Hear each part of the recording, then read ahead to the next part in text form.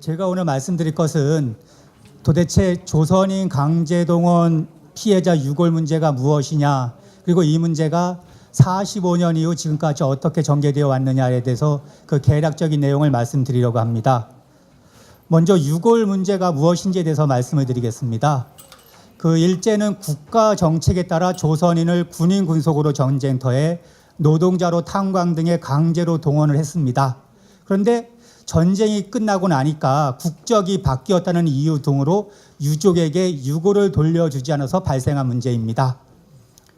일본 정부와 기업이 전쟁이 끝난 후 조선인 유골의 행방에 대한 조사와 봉환 책무를 방기한 것은 비인도적인 처사입니다. 일본은 해외에서 일본인 군인 군속의 유골을 봉환하기 위한 사업들을 해왔었습니다. 그래서 2016년 3월 23일에는 전몰자의 유골 수집 추진에 관한 법률을 제정했습니다. 2024년까지 집중적으로 조사와 봉환을 실시하겠다라는 법률을 만들었습니다. 하지만은 이 법률의 대상에 일본인만이 포함되어 있을 뿐 당시 일본의 군인 군수로 동원되었던 한국인과 타이완인은 제외되어 있습니다. 그럼 유골 문제 해결이란 도대체 무엇일까요? 유골 문제는 앞에 축사에서도 나왔듯이 식민지 피해가 지금까지 계속되고 있는 것을 보여주는 문제입니다. 우리는 다 해방되었다고 생각을 합니다. 이제 창씨 개명된 이름도 안 쓰고 해방되었고 해방되었다는 자체조차도 이제 잊어먹고 있습니다. 그런데 일본의 군인 군속 노동자로 동원되셨다가 해외에서 사망하신 분들은 자기 발로는 돌아올 수가 없습니다. 그럼 돌아오지 못한 분들, 그 유족에게 도대체 해방은 무엇이었냐는 겁니다. 이러한 점에서 유골 문제는 식민지 피해가 지금까지도 계속되고 있다는 사실, 그리고 식민지 지배 청산이 필요하다는 사실을 상징적으로 보여주고 있습니다. 유골 문제 해결을 위해서는 먼저 인도적 차원에서 유골을 봉환하는 것이 필요합니다. 그런데 이와 더불어서 단순하게 유골만을 가져오는 것이 아니라 이분들이 어떻게 동원되었고 어떻게 사망하셨는지, 그리고 왜 지금까지 돌아오지 못하셨는지를 밝혀내야 합니다. 그럼 우리가 노력한다고 모든 분들의 유골을 가져올 수 있을까 하면은 현실적으로 불가능한 부분도 있다고 생각을 합니다. 그러면 유족에게, 희생자에게 과연 해결은 무엇일까요?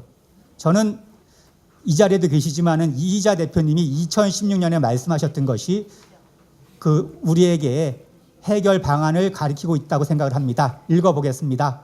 하지만 국가 차원에서 사명감을 가지고 마음을 담아 이 문제를 해결하기 위한 방안을 마련했던 기억은 없습니다.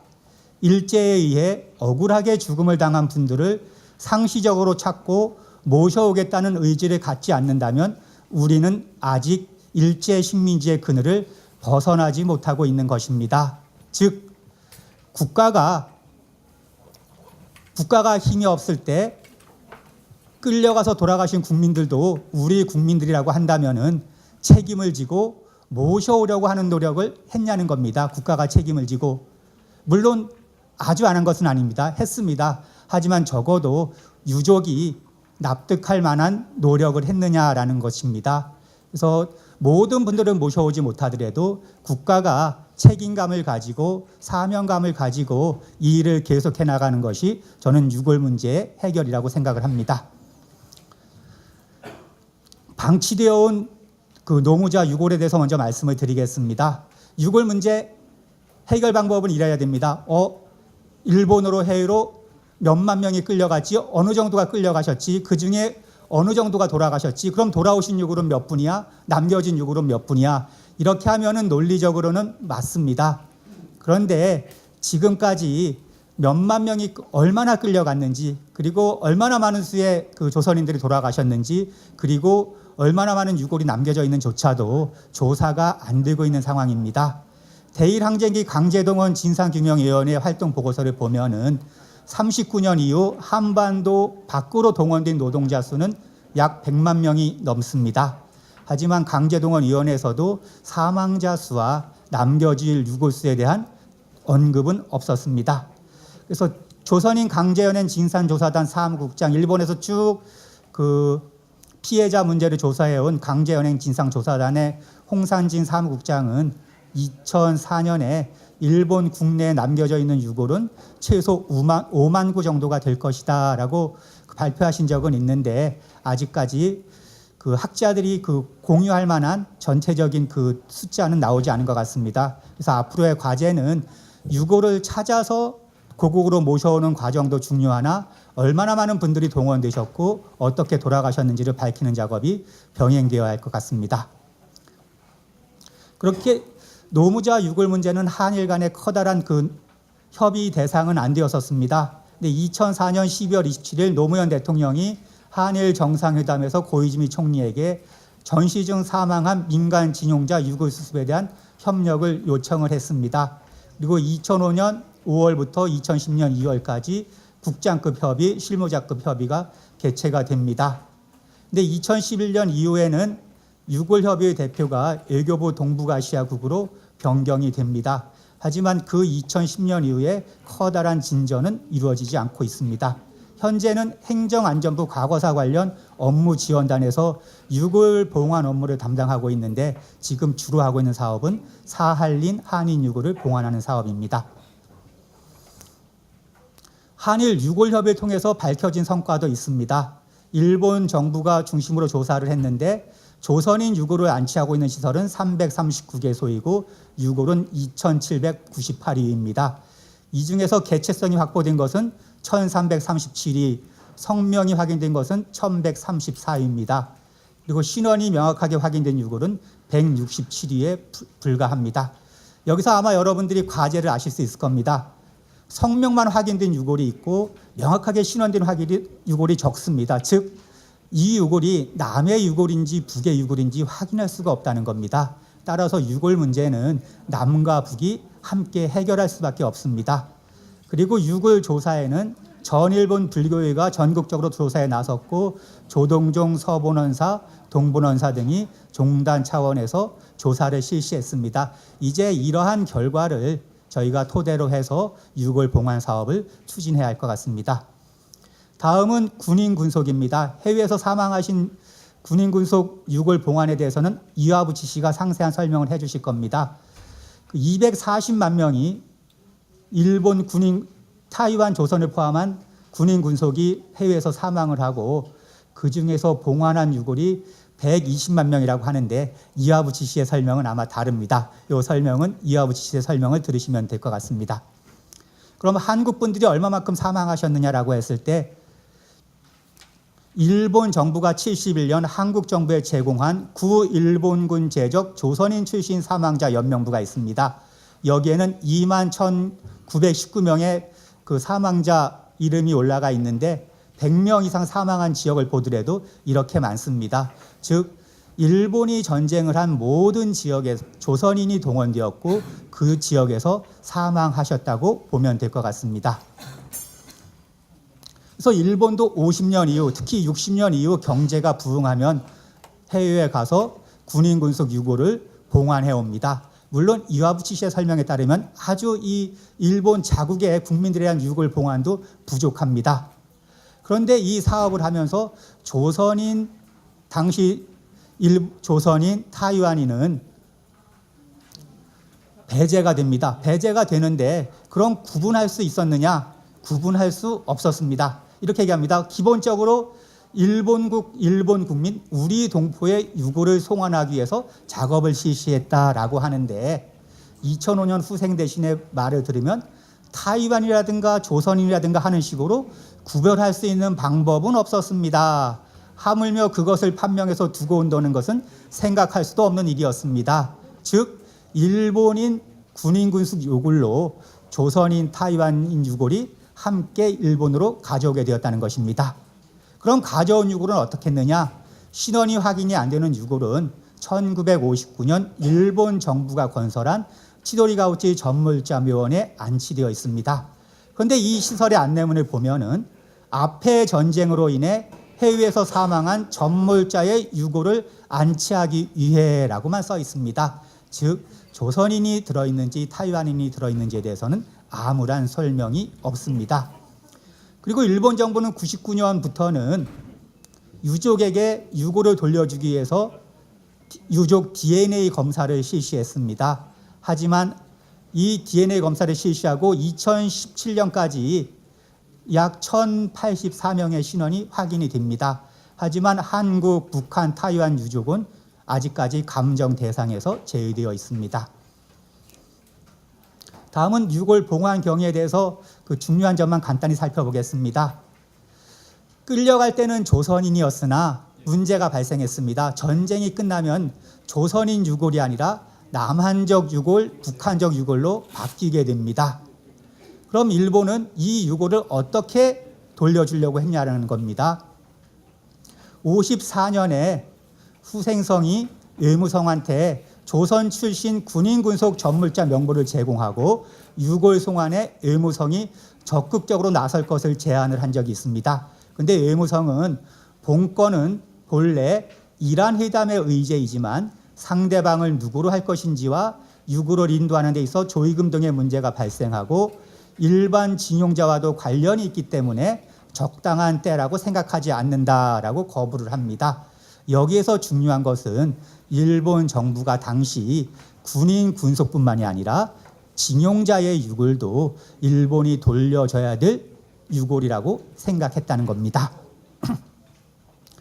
그런데 결국 식민지에서 독립한 조선은 분화됨에 따라서 남한과 북한의 유골로 나누어지고 문제는 복잡한 외교적인 양상을 띱니다.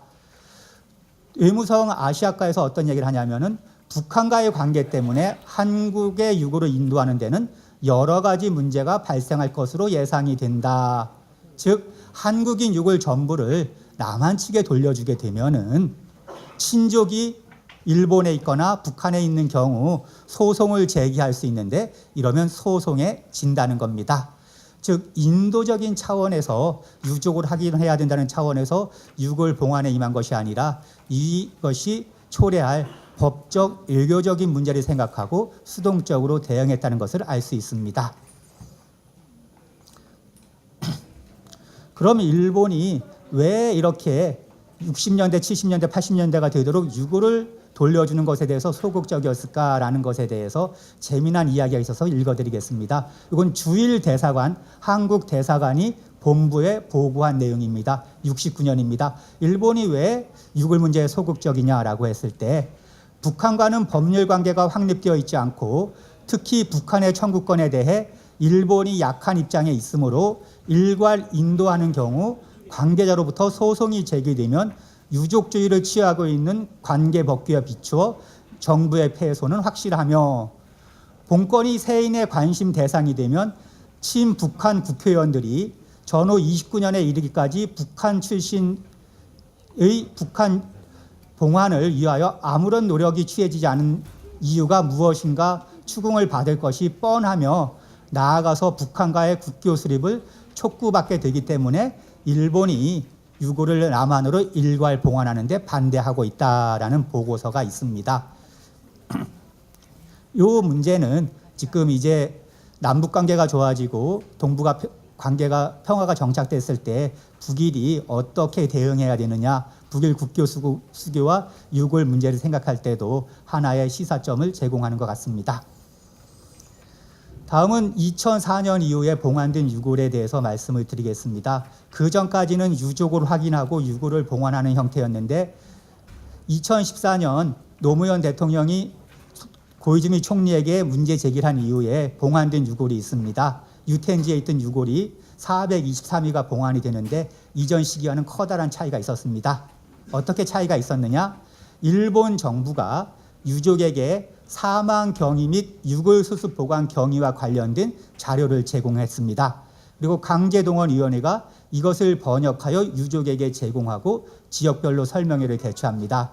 그리고 희망자를 초청해서 일본에서 추도식을 거행한 후에 유골을 송환을 했습니다. 이 추도식에는 일본 정부 고위급 인사가 참석해서 사과를 표명했고 유족의 항공료 숙박비, 유골 수송 비용도 일본 정부가 부담을 했습니다. 요거는 저희가 앞으로도 유골을 봉환할 때 하나의 전례로 삼고 여기에서 한 발자국 더 나아가는 것이 필요하다고 생각을 합니다. 그런데 문제는 유텐지에 안치되어 있던 유골은 일본 정부가 패전 이전에 수습해서 보관하던 유골에만 해당이 됩니다.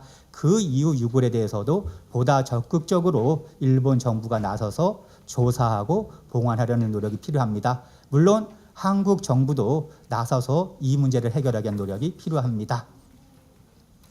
저는 그 유골 문제 해결을 위해서는 기본 원칙이 있어야 될 것 같습니다. 먼저 국민의 생명과 재산 안전을 지키는 것이 국가의 책무라고 한다면은 국가가 국민을 지켜주지 못해 국민들이 감수해야 했던 고통을 해결한다는 관점에서 우리 정부가 좀 더 적극적으로 해결을 위해서 노력할 필요가 있다고 생각을 합니다. 그리고 유골을 다 봉환하지 못하더라도 사망 경위 그리고 실태에 대해서 유족에게 설명할 책임이 우리 정부에 있다고 생각을 합니다. 물론 이 설명을 하려면은 일본 정부의 도움을 받아야 합니다.